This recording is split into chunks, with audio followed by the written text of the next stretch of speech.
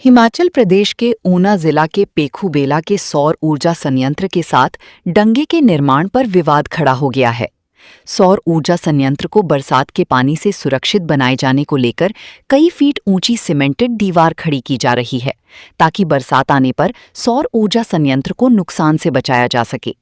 आपको बता दें कि पिछले साल हुई बरसात के कारण करोड़ों रुपए की लागत से बनकर तैयार ये सौर ऊर्जा संयंत्र पानी में डूब गया था, जिस कारण इसका उत्पादन भी बंद हो गया था। अब सौर ऊर्जा संयंत्र को बरसात के पानी से बचाए जाने को लेकर सीमेंटेड दीवार खड़ी की जा रही है और पानी को डाइवर्ट किया जा रहा है। पानी डाइवर्ट किया जाने और सीमेंटेड दीवार खड़ी किए जाने को लेकर सौर ऊर्जा संयंत्र के साथ लगती किसानों की जमीनें भी पानी में डूब जाएंगी, जिसके चलते किसानों ने एकत्रित होकर आज भाजपा विधायक सतपाल सत्ती को मौके पर बुलाया और स्थिति से अवगत करवाया। भाजपा विधायक सतपाल सत्ती ने मौके पर जाकर स्थिति का जायजा लिया और किसानों से बातचीत की। उन्होंने मीडिया से रूबरू होते हुए कहा कि पिछली बरसात के कारण करोड़ों रुपए की लागत से बनकर तैयार ये सौर ऊर्जा संयंत्र पानी की भेंट चढ़ गया था, क्योंकि इसकी डीपीआर डिटेल में ना बनाकर इसका कम समय में निर्माण कर दिया गया और यही कारण था कि बरसात आने के कारण ये सौर ऊर्जा संयंत्र पानी की भेंट चढ़ गया था और इसके निर्माण और लागत पर भी सवाल खड़े किए थे।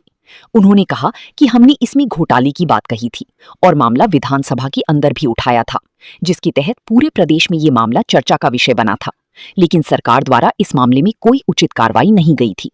उन्होंने कहा कि अब जहां पर सौर ऊर्जा संयंत्र को पानी से बचाए जाने को लेकर डंगे का निर्माण किया जा रहा है, जो कि बिल्कुल ठीक नहीं है। बहुत ही मैं समझूंगा कि लोगों के लिए लाभदायक है। 2 करोड़ का यहाँ पे वर्क सेशन तो एनेस्थेटिक यूज करते हैं पेशेंट को बेहोशी करने के लिए और बाकी उसको रिवाइव करने के लिए। दूसरा लेप्रोस्कोपी का है, अल्ट्रासाउंड मशीन है। ये तीनों ही हाई टेक और हाई रेजोल्यूशन मशीन्स हैं, टॉप मॉडल हैं और बड़ी ब्रांडेड कंपनीज के हैं, जो मल्टीनेशनल कंपनीज हैं। इससे लोगों को बहुत फायदा होने वाला है, क्योंकि अभी तक जैसा मुझे डॉक्टर्स ने कहा कि हम जो पुराने इक्विपमेंट्स थे उनसे सर्जरी कर रहे थे, लेकिन वो रिस्की रहता है और ऑब्जर्वेशन बेस्ड था, पर्सनल ऑब्जर्वेशन में। लेकिन अब इक्विपमेंट्स के साथ जब करेंगे तो नेचुरली पेशेंट्स के लिए भी रिस्क कम होगा और डॉक्टर कम टाइम में ज्यादा ऑपरेशन जो है कर पाएंगे।